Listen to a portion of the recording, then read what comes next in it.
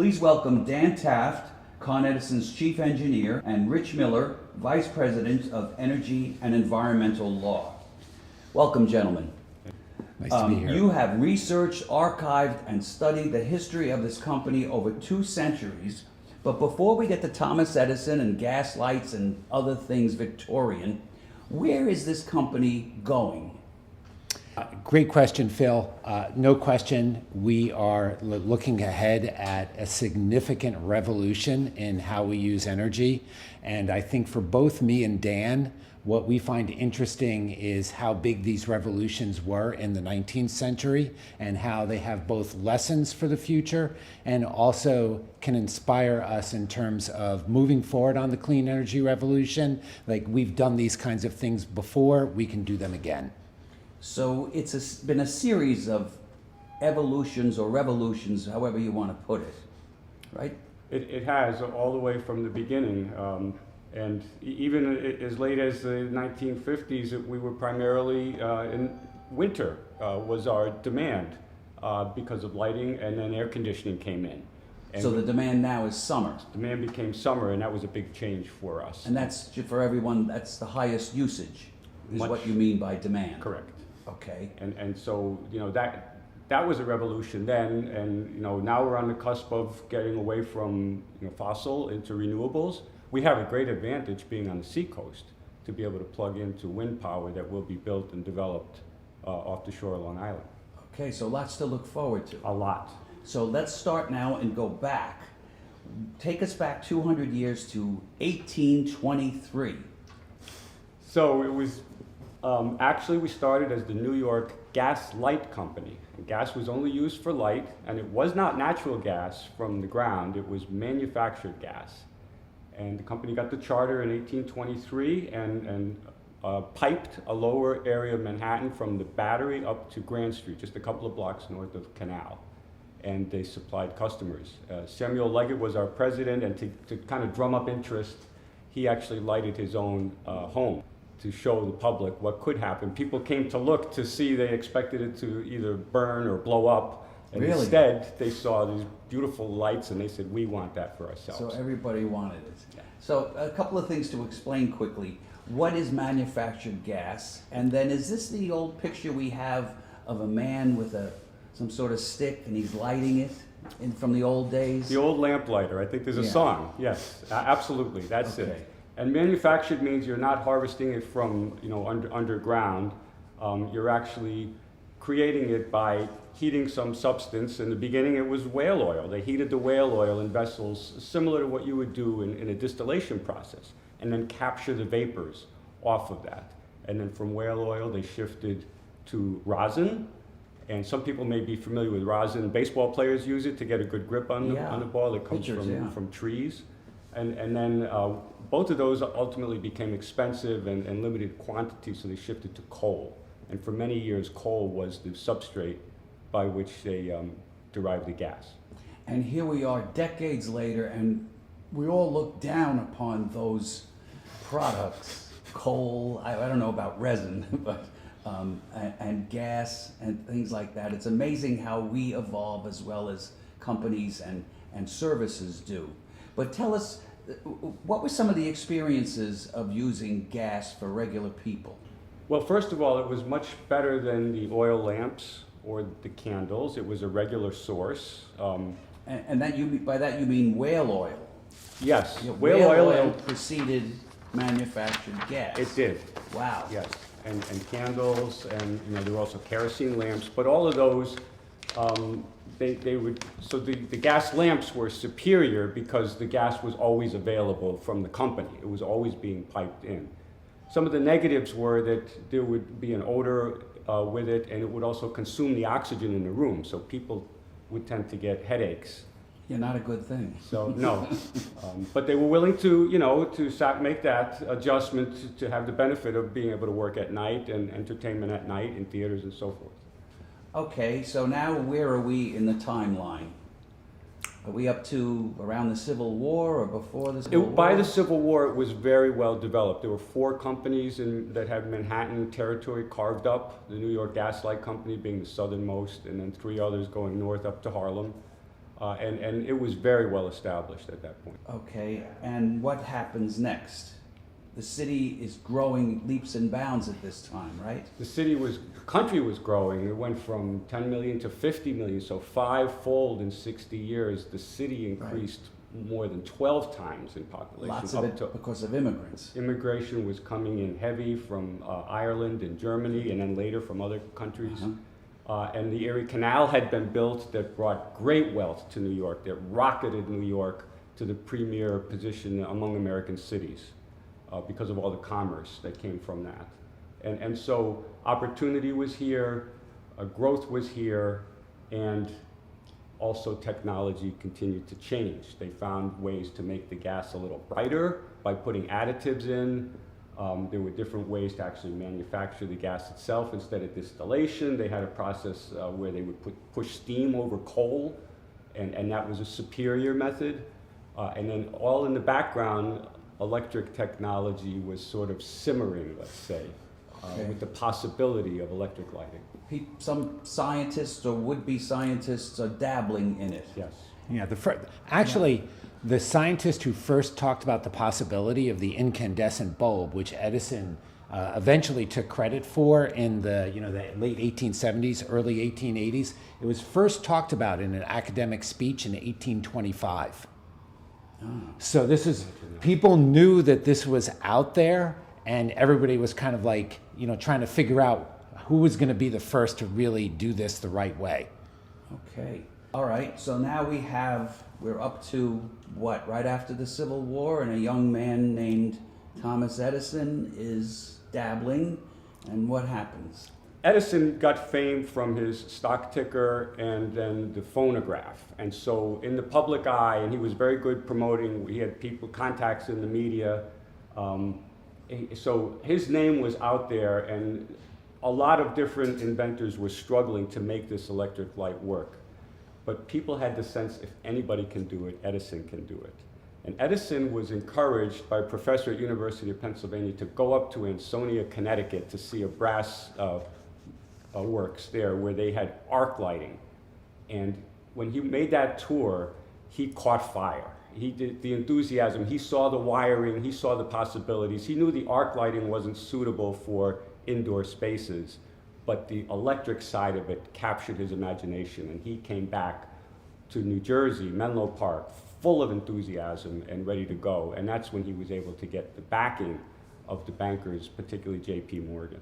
Okay, but before we go on, we're going to take a quick break and come back. And when we return, we'll learn who helped Thomas Edison perfect the light bulb and what was Edison's broad vision for the dawn of the 20th century. Con Edison is committed to providing 100% clean, renewable energy to our customers. From investments in solar, wind, and energy efficiency to a modernized and reliable electric grid. Together, we're building our clean energy future. We're back and talking with Dan Taft and Rich Miller about Con Edison's role in the last 200 years of New York City's history. Rich, pick us up where we left off. Thomas Edison is in Menlo Park, New Jersey, and he is working hard with lots of assistance to perfect the light bulb. Correct. And I think one thing that's really interesting about that time, Phil, is that Edison had already become, as Dan had mentioned, in particular because of the phonograph, he had become a celebrity. And he wanted to win the battle to be the first one to develop an incandescent bulb. But like many driven entrepreneurs, he sometimes talked about things before he was there. And he actually told everyone that he had developed an incandescent bulb before he had actually successfully developed one. And one of the great stories about this is he invited a bunch of newspaper journalists to come down to Menlo Park, and he had a bulb that he knew only lasted 3 minutes before it would burnt out, and he turned on the electricity, he lit the bulb, and after 2 minutes he said, "You've seen enough, but I want you to know this bulb will last for days." And then, of course, he went back into his laboratory and worked really hard with everybody to develop a bulb that would actually last for days. Mm-hmm. But he kind of showed already that he kind of knew how to work the system to make him the leader on this and to have the money come to him and have the media focus on him. He sounds a lot like somebody today whose name is Elon Musk. Yes. Where he sort of established himself by doing one thing and grabbed all the attention, and now he's moved on to tunneling and electric vehicles Right. and Twitter and stumbles and successes along the way.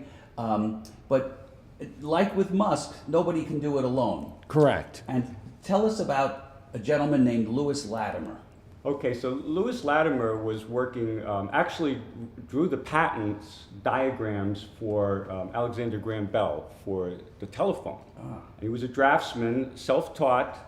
He was the son of enslaved people that had escaped from the Carolinas and were, their freedom was purchased actually in Boston for them. And then ultimately he landed in Bridgeport, Connecticut, my hometown, working for Hiram Maxim and developing light bulbs, competitor to Edison. And Latimer actually took the Edison approach and made it a significant improvement. The making of the filaments was a very fragile process. The yield was very low. If you can think of it as like baking, the filaments were getting burned on the plates. So he came up with the concept of having an envelope that was just right to preserve them and tremendously increase the yield. And that was a major advance. It was a major advance, and Edison actually hired him.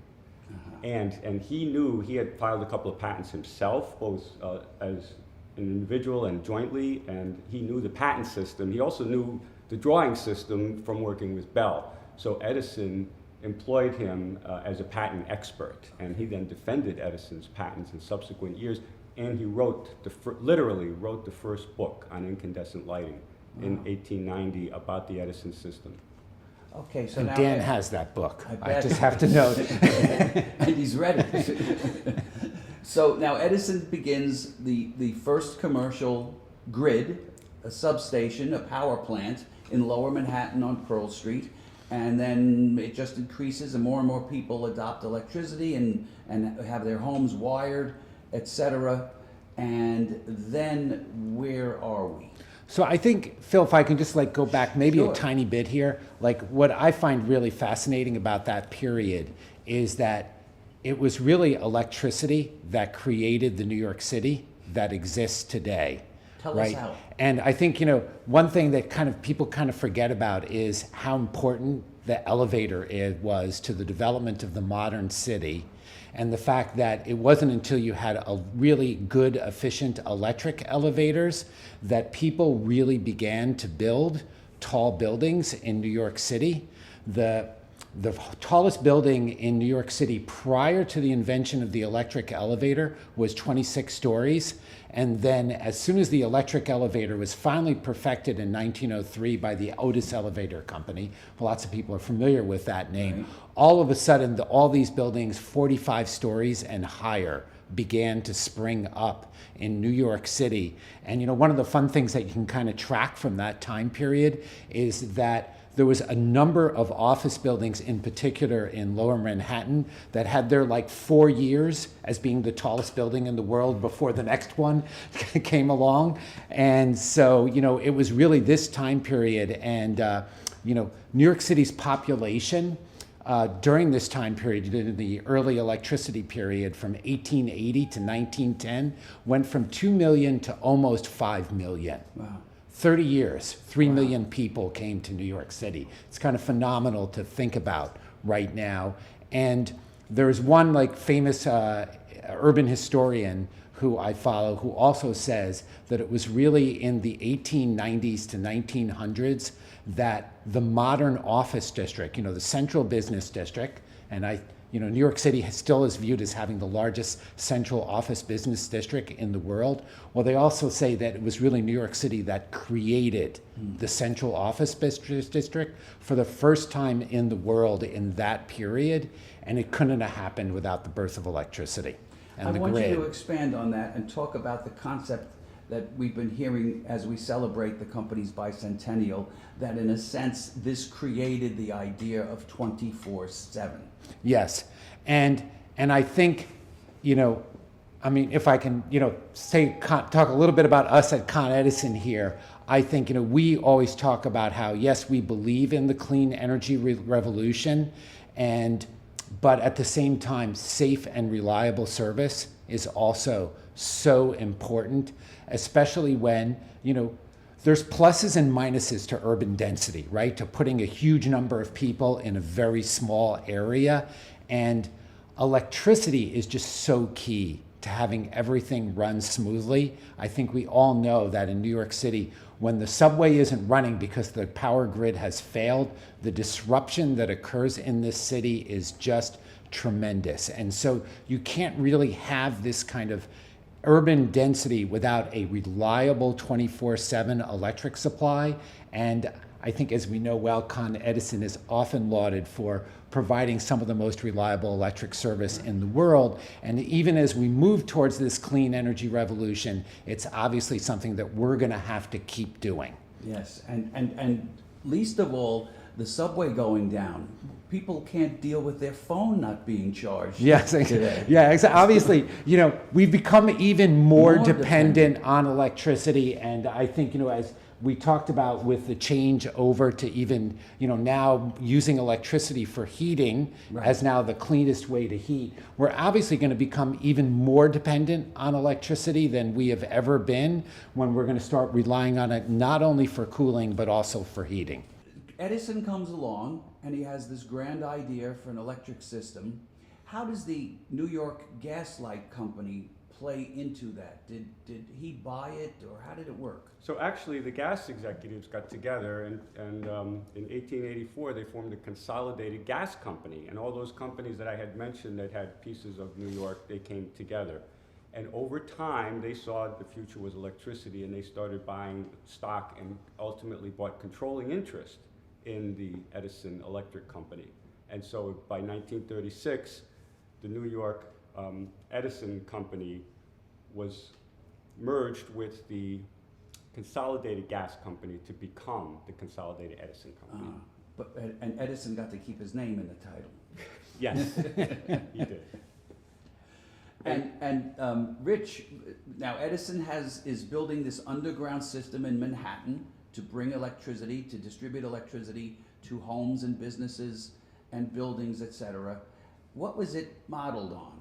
Yeah, and I think Dan was the one who taught me about this, and I think it's a really important thing to bring out from history, which is that Edison did model it on the gas companies, that he decided he could put electricity underground because the gas companies all had their pipes underground.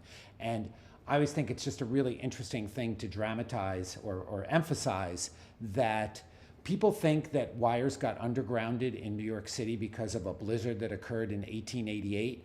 Well, Edison put his system underground 6 years before that. And the way he was promoting that was as a safer system. That everybody already knew the above ground wires had their safety issues associated with them. So when we like to say at Con Edison that safety is in our bones as a company, I like to say, yeah, and it goes back to Edison in 1882. It was there from the beginning with him. Now, Rich, your background in environmental law and as top lawyer at Con Edison, what is the sense we hear of this obligation to serve that is part of being a utility? So I think for me, it all goes together with safe and reliable service. But I think what it more goes back to and going back to Edison back in 1880 was very quickly after electricity was developed by Edison for the first time, it spent a very small time as kind of a fun plaything, like it's kind of fun to have electricity and be able to use electricity. The transformation from that to this is an essential public good that everyone needs and everyone has to have occurred very, very quickly at that time. And it was even though the grid was first developed in 1882, New York State passed a law in 1890 establishing the obligation to serve on electricity, that it is an essential public good. And I think, when you think about the time periods that Dan and I have been looking at, nobody thought that about gas lighting, right? It was only after the electric grid was developed that everybody said, oh, well, hold it. This is so important. It's not just a nice thing to have, that we now need to pass a law making it clear that everyone has a right to have it. And along the way, there have been many disasters and challenges that involved Con Edison. And I'd like you to elaborate on some of them. For instance, 9/11, and the stock market was down. And how did the company react to that? So I was actually working for the city government at that time. And I will let you know, 3 days after 9/11, I got a call from the mayor's office saying, you were going to open up a welcome center in Lower Manhattan. It was pretty incredible to go into Lower Manhattan 4 days after 9/11. It was like just an amazing disaster area to walk into.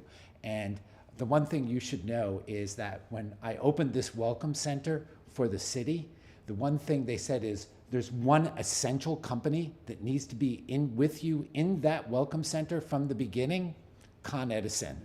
And everybody who walked into this welcome center, it was kind of an amazing thing. Like, we just kind of opened the doors and all these downtown people came flooding in, and they only had 2 questions. One, how do I get into my building? And number 2 is when the power's coming back on, which again shows the importance of getting, the importance of electricity. And of course, I think, at that time, everybody thought Con Edison did an incredible job of bringing power back to Lower Manhattan so it could begin to 6 function days. right in a reasonable, given the disaster. And I have to say, once again, somebody who was down there 3 to 4 days after 9/11, it was a pretty incredible thing that Con Edison was able to get the power on back down there. Dan, are there some other events or challenges that come to your mind that speak to the core values? I think so, and as hard as it is when the power goes out, and we're here to, so that doesn't happen ever, but things do go wrong. 1965, the system-wide blackout that started in Niagara, and then we had the 1977 blackout with thunderstorms, and of course Hurricane Sandy, the 2003 blackout. And what I would say is that as difficult as these things are, if you read back, in many ways, these are shining moments for the company and the personnel, because you see how people pull together within the company, and the resources that are brought to bear, the energy, the sense of commitment, the loyalties, and just get it done to serve our customers. It's really a testament, and you see really the brightest lights shine through and get the power back on. And another that did not occur in New York and didn't even involve Con Edison customers was when the company went to Puerto Rico after Hurricane Marie and turned the island back on. Yeah, that was a remarkable effort. Really Yeah. something to be proud of. Yeah. So, what does our history tell you about the future of Con Edison? Changes in technology, changes in fuel, changes in demand, changes in regulation. Things have gone well, things haven't gone well, economic hard times. We have survived. We have adapted at every turn, and we've always come out ahead. Had our hard times, but we're here now, we're strong, and if anybody can usher us into the next era, it's the people that we have, because we're really well poised. And just looking back, we get a lot of lessons. We culturally, we have that foundation to go ahead. Yeah. And the other thing I would just add, is going back to what I said to earlier, Phil, is that there is a clean revolution that's going to occur. We don't know exactly how it's going to occur, but I would say the one thing that's going to be solid is people are going to want safe and reliable service of electricity 24/7, as you said, and you really need a public utility to be able to get that done, to manage it. And I think, the Con Edison's track record is it knows how to get that done. Okay, so thank you both for doing this for us, and we'll all wish each other a happy birthday for the 200th. Thank you to our guests, Dan Taft, Chief Engineer for Con Edison, and Rich Miller, Vice President of Environmental Law. And thanks to all of you for listening. Until next time, stay plugged in.